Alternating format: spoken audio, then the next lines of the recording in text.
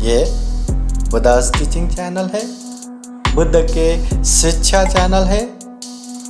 यहाँ बुद्ध और बुद्ध के शिक्षाओं के विषय में चर्चा होता है।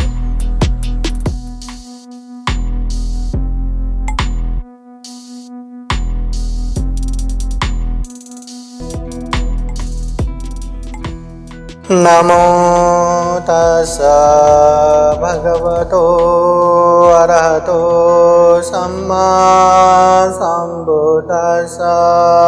नमो तस्सा भगवतो अरहतो सम्मा सम्बुद्दस्सा। नमो तस्सा भगवतो अरहतो सम्मा सम्बुद्दस्सा। महाकारुणिक तथागत भगवान बुद्ध को त्रिबार वंदना। महाकारुणिक तथागत बुद्ध द्वारा देशित सुआख्यात धम्म को त्रिबार वंदना। महाकारुणिक तथागत बुद्ध के आर्य श्रावक सुप्रतिपन्न संघ को त्रिबार वंदना। परम पूजनीय बोधिसत्व डॉक्टर बाबा साहब अम्बेडकर यहाँ उपस्थित हुए, पूजनीय भिक्खु प्राध्यापक डॉक्टर खेम धम्मो महाथेरो, पूजनीय भिक्खु राहुल थेरो, पूजनीय दीपंकर पंते, श्रामणीरगण और श्रद्धा संपन्न बुद्धि संपन्न उपासक उपासिकाएं।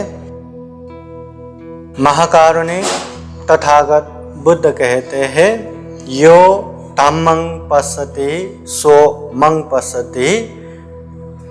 जो बुद्ध को देखना चाहते हैं वो धम्म को देखेगा तो बुद्ध को देखे समान होगा। अगर हमें सही मायने में बुद्ध को देखना है तो हमें धम्म को देखना है, धम्म को समझना है। जब तक ये जो तस्वीर है, मूर्ति है, या भगवान बुद्ध के जन्मस्थल लुम्बिनी, ज्ञान प्राप्त बुद्ध गया, ये धम्मचक्र प्रवर्तन स्थल सारनाथ, या महापरिनिर्वाण स्थल कुशीनगर करके बौद्ध जगतों में, बौद्ध तीर्थ स्थलों में घूमने के बाद, दर्शन करने के बाद भी बुद्ध दिखने वाला नहीं है। अगर सही मायने में बुद्ध को देखना है तो हमें धम्म को देखना है। यो गिलानं उपत्थाति सो मंग उपत्थाति। तथागत बुद्ध कहते हैं, जो बीमारियों का सेवा करते हैं। जिंदगी में बीमार तो होना ही है। बुद्ध कहते हैं, जाति पि दुखा, जरा पि दुखो, व्याधि पि दुखं, मरणम पि दुखं, कि यहाँ जन्म होना दुख है, बुढ़ापा आना दुख है, वृद्ध होके बीमार होना दुख है, मृत्यु होना दुख है। ऐसे ही बुढ़ापा हर किसी को आता ही है। अगर कोई जो बीमार लोगों की सेवा करता है तो वो बुद्ध को सेवा करना समान है। इसलिए सही हृदय से, अच्छे मन से बीमारियों को सेवा करते हैं तो बुद्ध को सेवा करना समान है। हाँ? तथागत बुद्ध कहते हैं, तुम में ही कि चंगातपं अखातारो तथागता। हाँ? तथागत बुद्ध केवल राह दिखाने वाले हैं, चलना हमें ही है। बुद्ध केवल राह दिखाता है, चलना हमें ही है। तथागत बुद्ध ने दुख को देखा, दुख के कारण तृष्णा को देखा, दुख के कारण तृष्णा मुक्त निर्वाण को देखा, और वो निर्वाण पहुंचने का जो आर्य अष्टांगिक मार्ग है, जो मध्यम मार्ग है, उसको भी अच्छे से देखा। न केवल देखा, उस राह पे चल के सभी दुखों से मुक्त निर्वाण भी प्राप्त किया। हाँ, इसलिए तथागत बुद्ध ने दुख को भी देखा है, दुख मुक्त राह को भी देखा है, और वही बातें जो खुद ने वो ज्ञान प्राप्त करके दुख मुक्त बने, वो सारे लोगों को दिखाते हैं कि देखो ये दुख है, ये दुख का कारण है, ये दुख मुक्त अवस्था है, यहाँ पहुँचना है तो ये राह पे चलना है। जैसे कोई हम पेशेंट को देखते हैं ना, बीमारियों को, सबसे पहले बीमार है, अगर बीमार है तो बीमार का कारण है, अगर बीमार का कारण है तो बीमार मुक्त निरोग अवस्था है, और निरोग होना है तो रास्ता भी है, दवा ले लो या एक्सरसाइज करो या फूड बैलेंस करो। वैसे ही दुख भी है, दुख का कारण भी है, दुख मुक्त निर्वाण भी है, और निर्वाण पहुंचने का रास्ता आर्य अष्टांगिक मार्ग, मध्यम मार्ग, शील समाधि प्रज्ञा भी है। तथागत बुद्ध ने अच्छे से बताया है। हाँ, अभी तथागत बुद्ध कहते रहे जिंदगी भर कि मैं मोक्षदाता नहीं हूं, मेरी प्रार्थना करने से, मेरी पूजा स्तुति करने से मैं वरदान देने वाला नहीं हूं, मैंने रास्ता बताया, चलना तुम्हें ही है। तो हम भी वो रास्ता पकड़ के आगे बढ़ेंगे तो दुख भी धीरे धीरे नाश हो जाएगा, निर्वाण भी धीरे धीरे नजदीक नजदीक हो जाएंगे, और सभी दुखों से मुक्त भी हो जाएंगे। चलना जरूरी है। एक समय एक ब्राह्मण तथागत बुद्ध के पास आते हैं और पूछते हैं कि वो भगवान, आप तो बुद्ध है, सर्वज्ञ है, तथागत है, आप तो बहुत अच्छे से दुख और दुख मुक्ति की राह बताता है, तो आपके उपदेश सुनने वाले सारे के सारे वो राह पे चल के दुख मुक्त हो गए होंगे, नहीं क्या? है ना, बुद्ध ने तो दुख भी बताया, दुख मुक्ति भी बताया, तो सारे लोग उसमें चल के सब के सब दुख मुक्त हो गए होंगे। तो बुद्ध कहते हैं नहीं, सब लोग नहीं हुए। तो ब्राह्मण फिर कहते हैं, अरे इतना अच्छा आपने रास्ता बताया है, इतना अच्छा मार्ग बताया है, तो सारे के सारे क्यों मुक्त नहीं हुए? मुक्त होना चाहिए, दुख मुक्त क्यों नहीं हुए? तब तथागत बुद्ध उसी को प्रश्न करके जवाब देते हैं। तथागत बुद्ध कुछ कुछ सीधे सीधे जवाब देते हैं, कुछ कुछ अनेक एग्जाम्पल देके, उदाहरण देके, उपमा देके समझाते हैं, कुछ कुछ छोटे मध्यम या लंबे उपदेश में समझाते हैं, कुछ कुछ उसी को प्रश्न करके समझाते हैं। तो उसी को प्रश्न करते हैं कि ये जो ब्राह्मण है श्रावस्ती नगर के जो विशाखा उपासिका ने बनाया हुआ पूर्वाराम बिहार में आके प्रश्न करते हैं, तो श्रावस्ती में रहने वाले। तो तथागत बुद्ध वो ब्राह्मण को पूछते हैं, हे ब्राह्मण, क्या आपको ये मगध के जो राजगृह है, राजगिरी मगध के राजधानी, वहां जाने का रास्ता पता है कि नहीं? तो वो ब्राह्मण कहते हैं, हाँ मुझे पता है वहां जाने का रास्ता। तो फिर कहते, आपसे लोग आके पूछते हैं कि नहीं कि ऐसे राजगिरी जाने का रास्ता कैसे है? हाँ पूछते। तब आप बताते हैं कि नहीं? हाँ मैं बहुत अच्छे से बताता हूँ, यहाँ से ऐसे ऐसे जाना है, वहाँ वैसी जगह आएगा, वहाँ से ऐसे मुड़ना है, ऐसे ऐसे ऐसे ऐसे मैं बहुत अच्छे से बताता हूँ। फिर बुद्ध पूछते हैं, तो जो भी वो पूछते हैं सब बरोबर वहाँ पहुँचते हैं कि नहीं? तो ब्राह्मण कहते, नहीं नहीं, सब लोग नहीं पहुँचते। क्यों नहीं पहुँचते? तो कहते हैं, जिसने अच्छे से सुन के वही रास्ता चल के गए तो वो लोग पहुंचते। अभी वहां जाके बीच में ही वो भटक गया, यहाँ वहां भूल गया, तो उसमें मेरा क्या है? वो लोग तो पहुंचेगा ही नहीं। फिर तथागत बुद्ध कहते हैं, हे ब्राह्मण, ऐसे ही मैं भी अच्छे से दुख की बातें भी बताता हूँ, दुख मुक्त दुख का कारण ये तृष्णा की बातें भी बताता हूँ, तृष्णा मुक्त निर्वाण की बातें भी बताता हूँ, और दुख मुक्त निर्वाण पहुँचने का राह ये आर्य अष्टांगिक मार्ग की बातें भी बताता हूँ। जो अच्छे से सुनेगा, समझेगा और अभ्यास करेगा वो दुख मुक्त हो जाएंगे। मगर अगर कोई समझेगा ही नहीं या कोई पालन ही नहीं करेगा तो इसमें मेरा क्या है? इसलिए बुद्ध कहते हैं, तुम में ही कि चंगातपं अखातारो तथागता, करना तुम्हें ही है, करना हमें ही है, बुद्ध केवल राह दिखाने वाले हैं। बुद्ध ने अच्छे से बताया है, वो भी ऐसे आंख बंद करके ऐसा करेंगे तो ऐसा होगा, वैसा करेंगे तो वैसा होगा, ऐसे नहीं, खुद वो राह पे चला है, वो राह पे चल के सभी दुखों को मुक्त करके निर्वाण प्राप्त किया है, तब जाके लोगों को बताया। बुद्ध ने जितने भी उपदेश दिया ना, अपने अनुभव से बताया है, इसलिए उसको अच्छे से जानेंगे, समझेंगे तो हम भी दुख मुक्त हो जाएंगे। इसलिए आज विशेषतः ये नागवंशी परिवार हाँ, हमारे परिवार में ये तथागत बुद्ध बाबा साहब का मूर्ति प्रतिस्थापन किए हैं। केवल बुद्ध मूर्ति प्रतिस्थापन हो गया, हम बौद्ध हो गया, हम दुख मुक्त हो गया, ऐसा कुछ नहीं होता। हमने बुद्ध प्रतिस्थापन किया। बुद्ध ज्ञान का प्रतीक, जो बोध होता है वो बुद्ध, जो ज्ञान प्राप्त करता है वो बुद्ध। आप लोगों को पता है ना, जैसे सिद्धार्थ जन्म हुआ, चलो इसका नाम बुद्ध करके नामकरण किया, क्या नहीं, जीवन के 29 साल तक वो दरबार में रहे, कभी भी उसको किसी ने बुद्ध नहीं कहा और खुद को भी बुद्ध नहीं कहा। जब सन्यास होके इधर उधर भटक रहे थे तब भी कहीं किसी ने उनको बुद्ध नहीं बोला और खुद को उन्होंने बुद्ध नहीं बोला।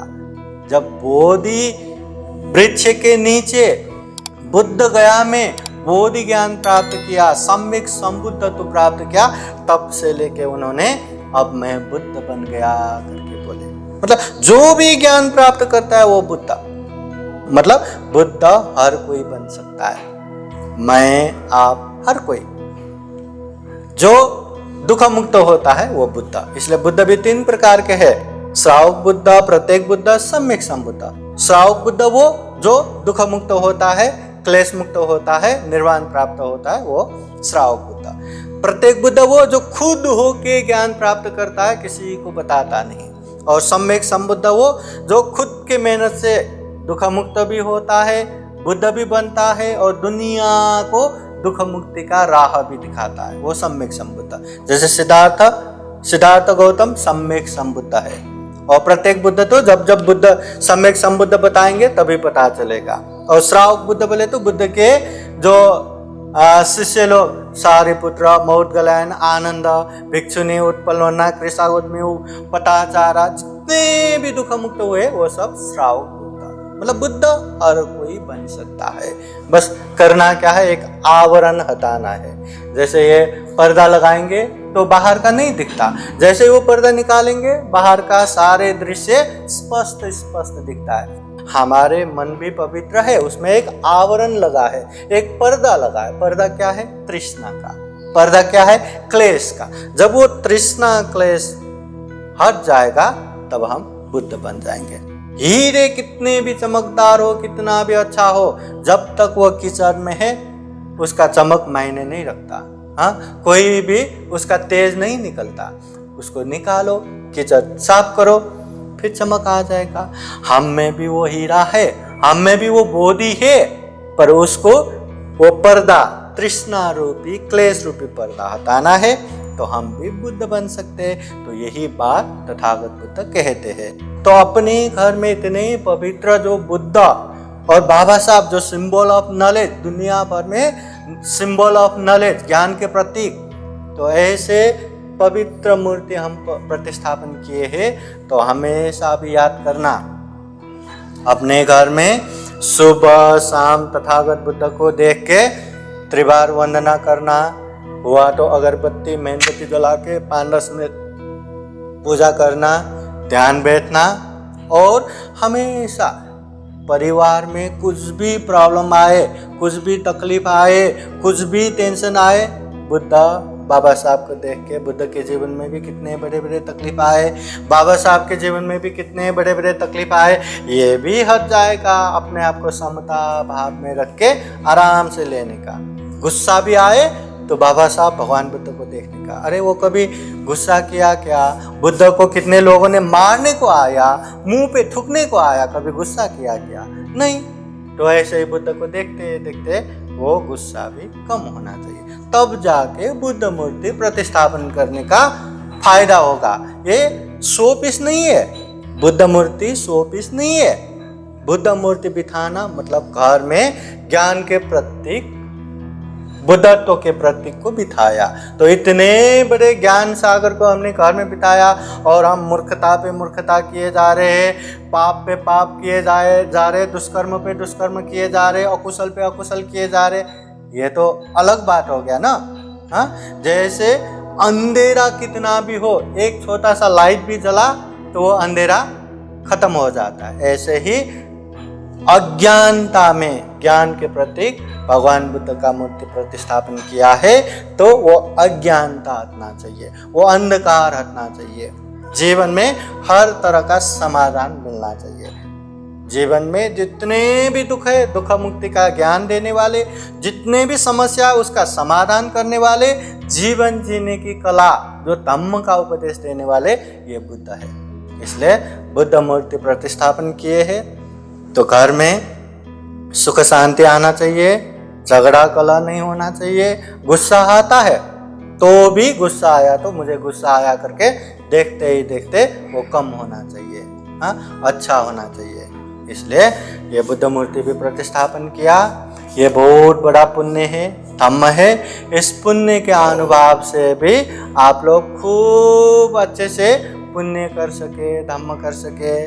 जीवन में ज़्यादा से ज़्यादा पुण्य धम्म करते हुए, कुशल कर्म करते हुए दुख मुक्ता निर्वाण की तरफ निरंतर आगे बढ़ सके। फिर एक बार ये नागवंशी संपूर्ण परिवार, सबका नाम तो आता नहीं है ना, सभी परिवार, सभी अपने लोग, मित्र, बंधु बांधव, सभी के जीवन में सुख हो, शांति हो, मंगल हो, कल्याण हो, यही कामना करते हैं। क्योंकि अभी विशेष धम्म देशना होना बाकी भी है पंडित जी का, और आप लोगों का खाना भी बाकी है।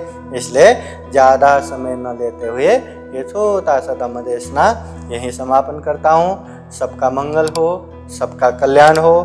भवतु सब मंगलम। साधु साधु साधु।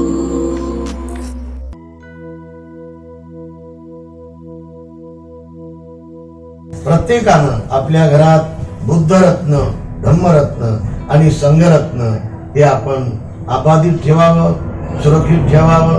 त्याला घाण लागू देऊ नये, त्याला मळ लागू देऊ नये. आणि यामुळे आपलं घर आदर्श बौद्ध घर होते. म्हणून सर्व परिवाराला या ठिकाणी आशीर्वाद देण्यात येत आहे. नमो तस् भगवतो अरहतो सम्मा संबुद्धस्स.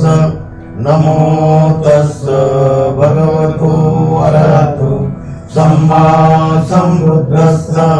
नमो तस् भगवतो अरहतो सम्मा संबुद्धस्स. सवेभ्यो विभजन्तु सर्वरोगो विनाशतु. माते भवद्वन्तरायो सुखी दीर्घायुको भव. भवतु सर्वमङ्गलं रक्षन्तु सर्वदेवता. सर्वबुद्धानुभावेन सदा सुखी भवन्तु ते. भवतु सर्वमङ्गलं रक्षन्तु सर्वदेवता. सर्वधर्मानुभावेन सदा सुखी भवन्तु ते. भवतु सर्वमङ्गलं रक्षन्तु सर्वदेवता. सर्वसङ्गानुभावेन सदा सुखी भवन्तु ते. आयु आरोग्य संपत्ति सर्व संपत्तिमेव च. ततो निब्बान संपत्ति दीनिनाथे समेषतु. साधु साधु साधु। बुद्धं नमामि। बुद्ध को नमन करता हूँ। धम्मं नमामि। धम्म को नमन करता हूँ।